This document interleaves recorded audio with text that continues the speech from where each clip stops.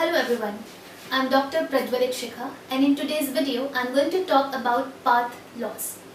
Path loss is a term which is used in radio communication where information in the form of electromagnetic waves travel from source to destination through the space between them. When an electromagnetic wave travels through space, then because of various obstacles present in the space, it suffers reflection, diffraction, refraction, absorption, scattering, etc. Because of these phenomena, the energy of the wave reduces. So this reduction in energy or reduction in power or reduction in strength of the signal is termed as path loss. More technically, if we have to define it, then we can say that path loss is reduction in power spectral density of an electromagnetic wave as it propagates through space. In a radio communication system, or we can say that in a communication system, basically there are two hardwares which are used. One is the transmitter and another one is the receiver. The purpose of transmitter is to transmit the information or the signal through the transmitting antenna to the receiver, and the receiver receives the signal through the receiving antenna. The signal in radio communication, as I told you, that travels in the form of electromagnetic waves, and suppose that this is the space between the transmitter and the receiver, then the wave travels through the space between them. Now there are so many other factors as well which is considered while designing an overall communication system, and those factors are the height of the antenna, the location of the antenna, whether the antenna is placed in an area where the atmosphere is very moist or dry, and there are other factors like the frequency band which is used for communication. As we all know that there are various frequency bands like C band, Ka band, Ku band in which the communication happens. So at what frequency the signal is transmitted, that also tells us so much about that how much energy will be lost by the signal if it is getting transmitted at a particular frequency. And the very important factor is the distance between the transmitter and the receiver. The more will be the distance, the signal has to travel more distance, and hence the probability of losing strength will be more. So when a signal is getting transmitted, it is very important because it always loses energy as it travels. So it is very important that it must be provided some gain at different points during its travel. So there are two very important places where the signal is provided some gain so that the signal would receive as it was transmitted from the transmitting end to the receiving end. So let us say here that Pt represents the power of the signal at the transmitting end when it is ready to get transmitted. Now what happens? The same signal, now it is not very much ready to get transmitted because the transmitter further provides some gain to the signal and hence enhances the strength of the signal. Now let us suppose that Gt represents the gain provided to the signal by the transmitter. So the signal Pt after gain Gt travels from the transmitting antenna and then it travels through space. Now as the signal is traveling through space, then in between this, what happens? Because of all these phenomena, it loses its strength. So what happens? There is loss of strength of the signal. So there is a gain over here, then there is a loss in the signal. Then as it reaches the receiver, then at the receiving antenna, the antenna further provides some gain to the signal. Now let us say that Gr represents the gain provided by the receiving antenna to the signal. So therefore, whatever signal is received at the receiver, let us say that signal is PR. So PR is the final power of the signal or strength of the signal which is received by the receiver. Now if we need to create a formula to relate all these quantities, then how we can do that? Here suppose loss, or we say that the path loss, let us represent it by LP. How the gain affects the signal's power and how the loss affects the signal's power. So if we need to write the formula, how do we write it? So basically here, if we have to write down power at the receiving end, then this will be equal to the power at the transmitter. Since the gain of GT is provided, then gain is always multiplied. So we multiplied by GT. Then there is a loss. Loss means reduction. It is always divided.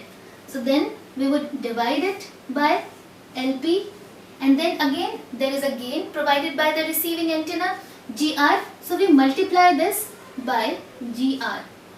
So here we get a relation between the power at the receiving end, power at the transmitting end, gain provided by the transmitter, gain provided by the receiver, and the path loss. So this is one formula that we get from here. Now we'll talk about another aspects of it, and also we'll see that how we can write the same formula using the unit dB, which is decibel. Now we will see the relation of path loss with the wavelength of the signal and the distance between the transmitting antenna and the receiving antenna. But before that, let us understand how the signal is transmitted from the transmitting antenna and what part of the signal is received at the receiving antenna in case there is no obstacle in the space between the transmitter and the receiver. So if this is the transmitting antenna, how does this transmits the signal? Suppose the antenna is isotropic in nature. Isotropic means that it transmits the signal equally in all directions irrespective of any factor. So it will always equally transmit the signal in all direction. Now just imagine a small point source of light.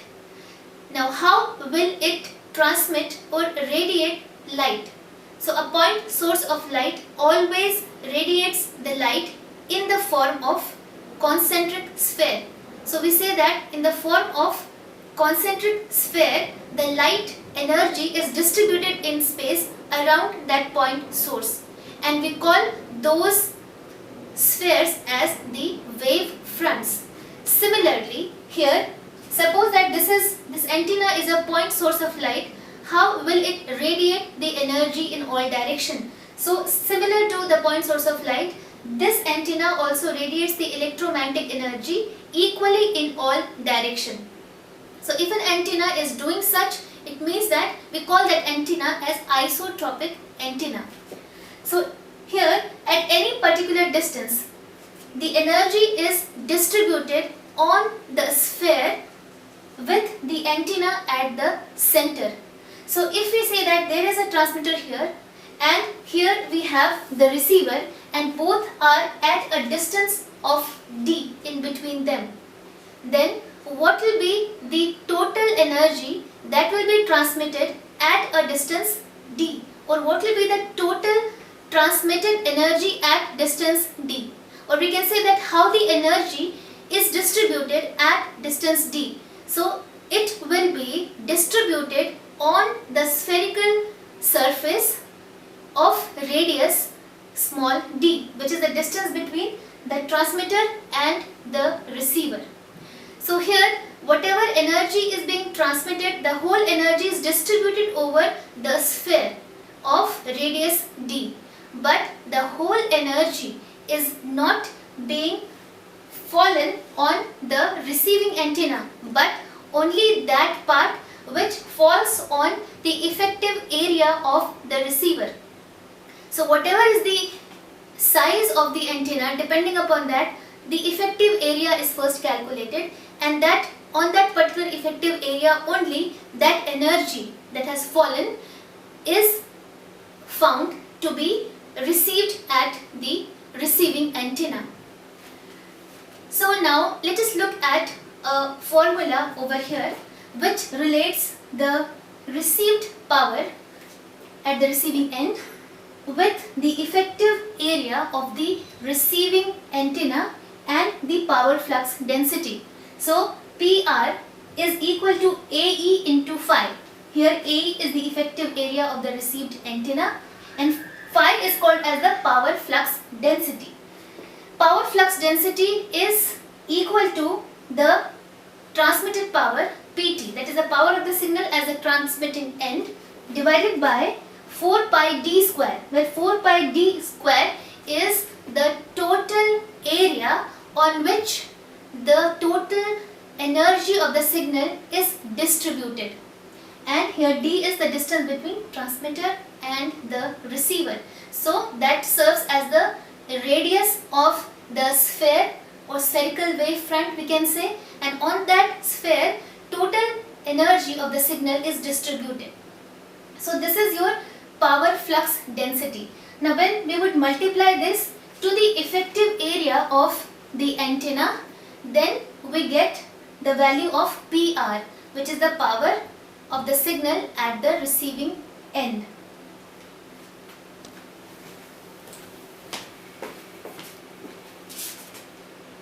Okay. So phi has this formula.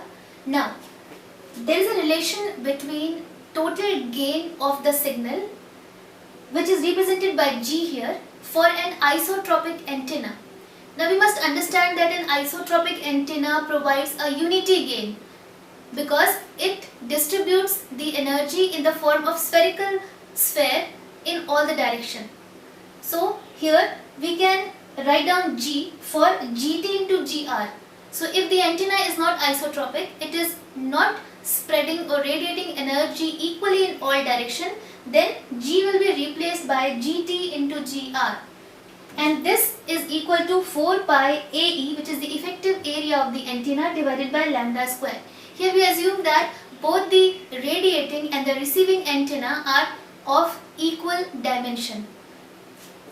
So now let us look at the formula that we started with, that PR is equal to AE into phi, where AE can be written from this relation as G into lambda square divided by 4 pi multiplied by this phi, which is PT divided by 4 pi d square, where 4 pi d square is the total area of the spherical wave front at a distance d from the transmitter, where d is the distance between transmitter and the receiver.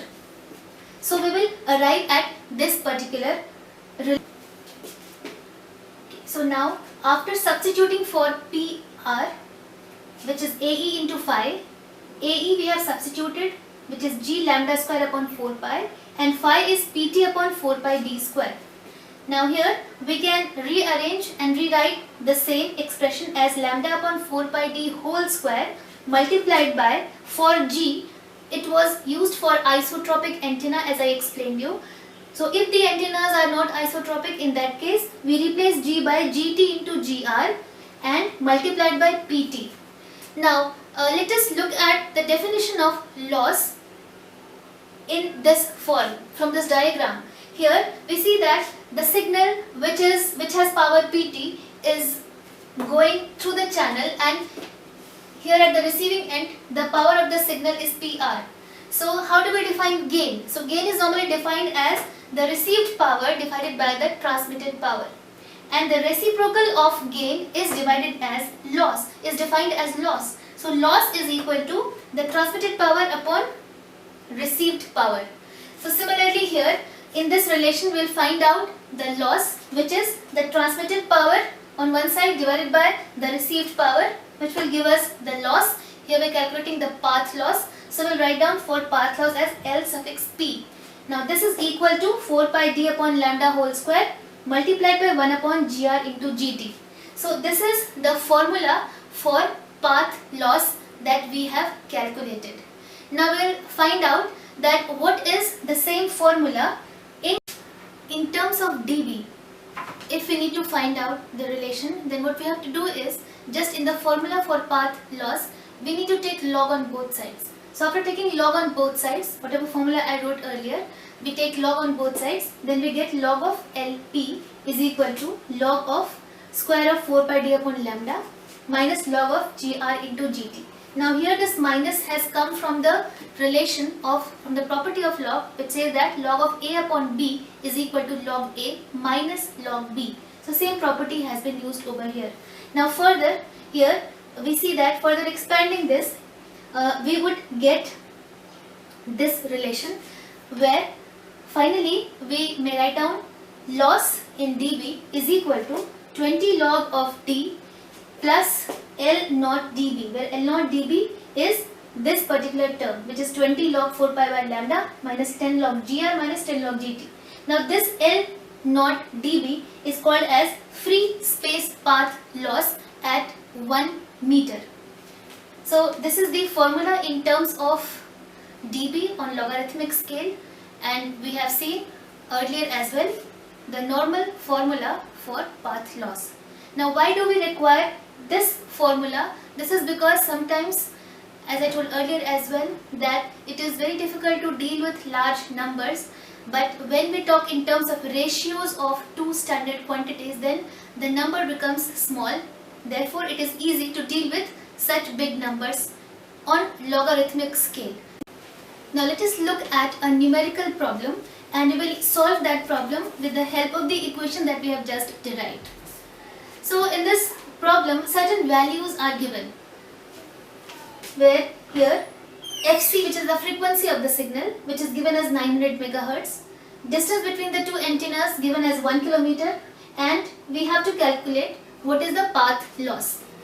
Now here I just tell you that this is the formula for path loss which we have just derived, and these are the values for PT upon PR. So path loss is basically defined as the ratio between the transmitted power upon received power. On logarithmic scale, we just take log on both sides and derive the formula. So here these are the values that we put. Now for isotropic antennas, the gain of the antennas are taken to be unity, which is equal to 1. So in this case, nothing is mentioned about the antenna, so we assume that the antenna gains are equal to 1. Therefore GR and GT will be taken as 1 in this case. So the formula would now become path loss is equal to 10 log 4 by d upon lambda square. Now in this question, what quantities are given? So the distance between the antennas are given, which is equal to 1 kilometer, which is not SI unit, so we need to convert it into SI unit, which will be 1000 meters. And lambda is not given, but frequency of the signal is given. Now we know that wavelength and frequencies are related with the formula lambda is equal to C upon FC. Here we are talking about radio communication, and the signal is getting transferred in terms of electromagnetic waves. Electromagnetic waves travel with the speed of light, which is equal to 3 into 10 to the power 8 meter per second. So we are going to use this fact to calculate the value of wavelength of the signal. So lambda will be equal to C upon FC, where C is the speed of light and FC is given as 900 megahertz, which is equal to 900 into 10 to the power 6 hertz. And after substituting the values, we will get lambda is equal to 0.33 meters. So we'll substitute those values and we'll get the path loss is equal to 91.6 dB. Now here whatever we have calculated, this is called as free space path loss. Why free space path loss? This is because here it is assumed that there is no obstacle between the transmitter and the receiver, and the signal loss is only due to the distance between both of them. Though this is an ideal condition, but this way we calculate the free space path loss. Now one more thing I want to discuss is the unit of gain. The unit of gain is expressed in dB, but sometimes you would see it is expressed in dBi. Here this dBi is nothing but the ratio between the gain of the transmitter or receiver with respect to an isotropic antenna, which is always equal to unity. So dBi should not get confused with dBi and dB, where dBi is with respect to an isotropic antenna.